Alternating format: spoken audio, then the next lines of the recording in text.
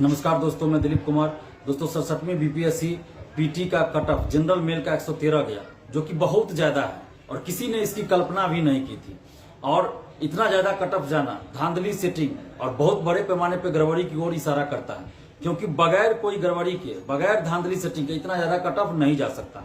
अंदर से क्या सेटिंग हुई, क्या धांधली की गई, ये तो हम लोग बाहर से नहीं देख रहे हैं, लेकिन जो गड़बड़ियां, जो धांधली सेटिंग हम लोगों को दिख रहा है उसमें है पीडीएफ में छेड़छाड़।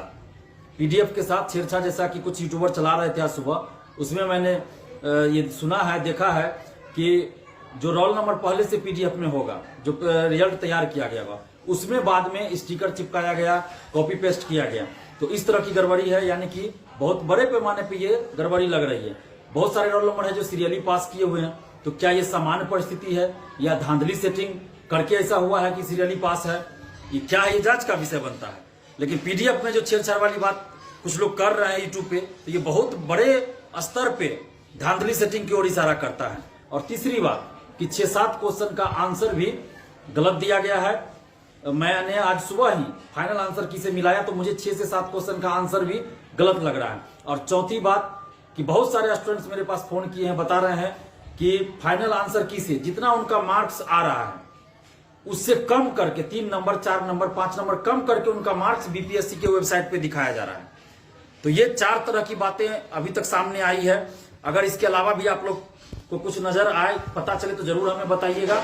लेकिन ये 4 चीजें हैं और इन सब के पीछे जो सबसे बड़ा जिम्मेवार, जिसको कह लीजिए दोषी कह लीजिए, वो है शिक्षा माफिया। जो 67वीं बीपीएससी पीटी परीक्षा पहली बार हुई थी 8 मई को, पेपर लीक हुआ था, अरबों रुपए का इसमें खेल चला था।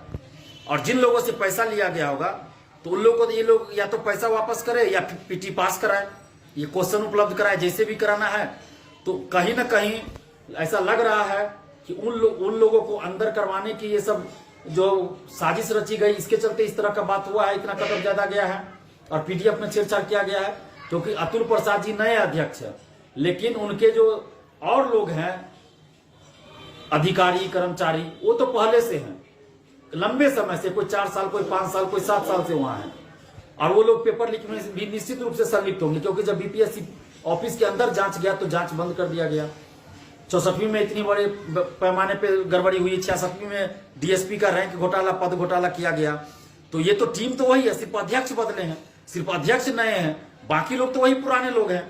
और जिन लोगों को हम लोग हटाने की बात करें, जैसे परीक्षा नियंत्रक अमरिंदर कुमार, जिनको सचिव भी बना दिया, उनको हटाने की मांग हम बहुत पहले से करते आ रहे हैं। तो वो लोग, हो सकता है अध्यक्ष जो अतुल प्रसाद जी, उनको पता भी ना हो और ये लोग गड़बड़ी कर दिए, वैसा भी हो सकता है। ये जांच का विषय है, ये जांच निश्चित रूप से इसमें होनी चाहिए। और जब तक जांच निष्पक्ष नहीं होगी और सभी शिक्षा माफिया नहीं पकड़े जाएंगे, तब तक तो गड़बड़ियां होती रहेंगी। जो लोग अभी पीटी पास भी कर गए हैं 11,607, तो फिर इसमें जो सेटिंग से गए होंगे, धांधली सेटिंग करेगा, वो तो मेंस में भी सेटिंग कराएगा। हम ये नहीं कर रहे हैं कि 11,607 में सभी सेटिंग से ही गए हैं, हम ऐसा नहीं कर रहे हैं। लेकिन हम ये जरूर कर रहे हैं कि इसमें बहुत सारे लोग मेरिट से, ईमानदारी से भी गए हैं, लेकिन बहुत सारे लोग सेटिंग से भी गए हैं। तो जो सेटिंग से गए तो मेंस में भी सेटिंग कराएगा। तो इसलिए एक बार निष्पक्ष रूप से सीबीआई जांच पेपर लीक की होनी चाहिए और 67वीं पीटी का पुनर्परीक्षा का जो रिजल्ट दिया गया है उसकी भी जांच होनी चाहिए। क्या पीडीएफ में कोई छेड़छाड़ की गई है? तो ये जो 4-5 मुद्दे हैं, इन सब मुद्दों को लेकर 22 नवंबर मंगलवार को 12 बजे आप लोग बीपीएससी ऑफिस आइए, इन सभी चीजों पे बात करेंगे। 53 से 55वीं में क्या हुआ था कि 4 क्वेश्चन का आंसर गलत था, तो पटना हाईकोर्ट में केस चला, बीपीएससी ने वहां एक्सेप्ट कर लिया कि 4 क्वेश्चन का जो उत्तर गलत था, इसके चलते हम हर कैटेगरी में 4 कट ऑफ कम कर करके रिजल्ट, एक्स्ट्रा रिजल्ट देंगे। और यहाँ 6 से 7 क्वेश्चन का आंसर गलत है, तो ये संभावना भी बनती है कि 6-7 क्वेश्चन का आंसर जो आपने गलत दिया है, तो उतना कट ऑफ कम हर कैटेगरी में कम करके रिजल्ट दीजिए, ये भी बनता है। और दूसरी बात कि पूरे रिजल्ट की जांच भी होनी चाहिए। जो पीडीएफ में छेड़छाड़ हुई है कि नहीं हुई है, इसकी जांच होनी चाहिए।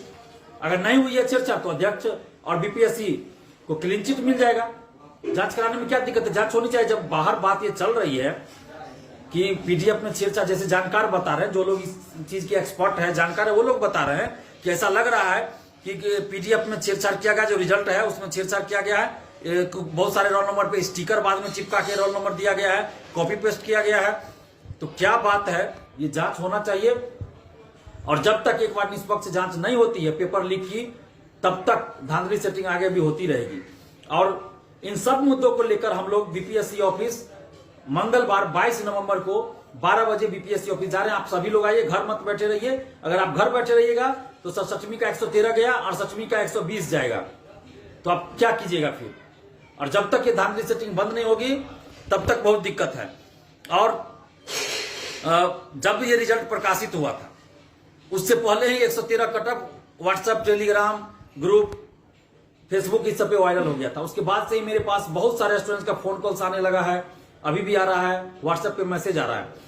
तो मैं सभी का फोन कॉल रिसीव नहीं कर पा रहा हूं, ना ही व्हाट्सएप पे सबका रिप्लाई कर पा रहा हूं, लेकिन जितना संभव हो पाता है फोन कॉल भी रिसीव करता हूं, व्हाट्सएप पे रिप्लाई भी कर रहा हूं। जिनका कॉल छूट जाता है उनको बाद में कॉल बैक भी करता हूं। लेकिन इसके बावजूद भी बहुत सारे लोगों का फोन कॉल मैं रिसीव नहीं कर पा रहा हूं या कॉल बैक नहीं कर पा रहा हूं, क्योंकि आप समझ सकते हैं कि 24 घंटा ही होता है और इसी में सब कुछ करना है।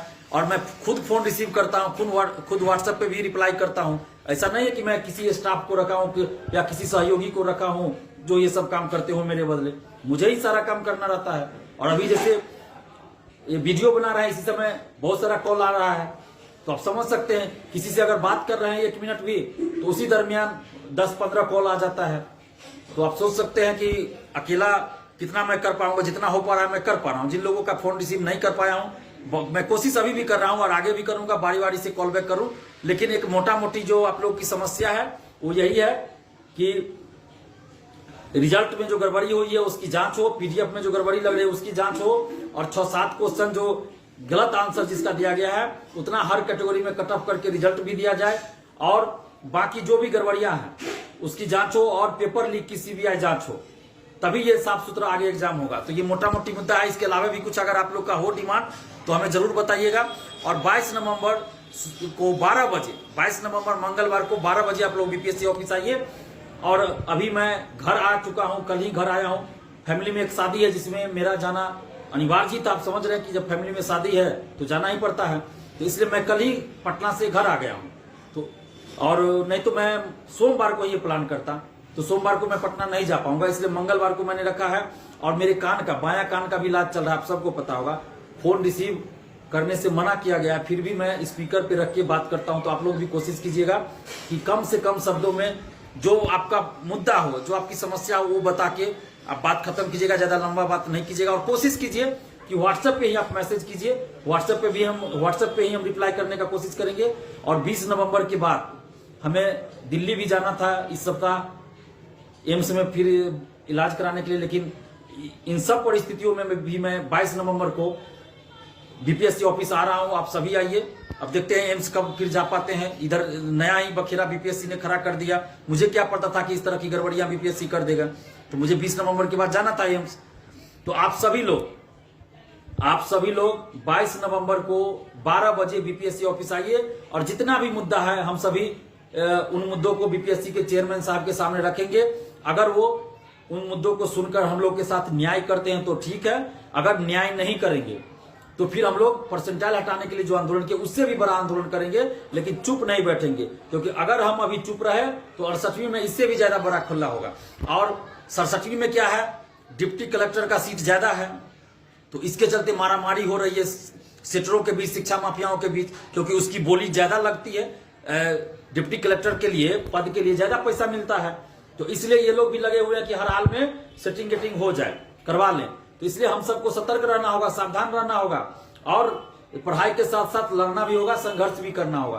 तो आप सभी लोग 22 नवंबर 12 बजे बीपीएससी ऑफिस जरूर आइए। और आपके पास जिस क्वेश्चन का भी आंसर गलत लगे उसका सबूत ऑथेंटिक बुक से लेके आइए, जेरॉक्स करा के जरूर आइए। धन्यवाद। जय हिंद।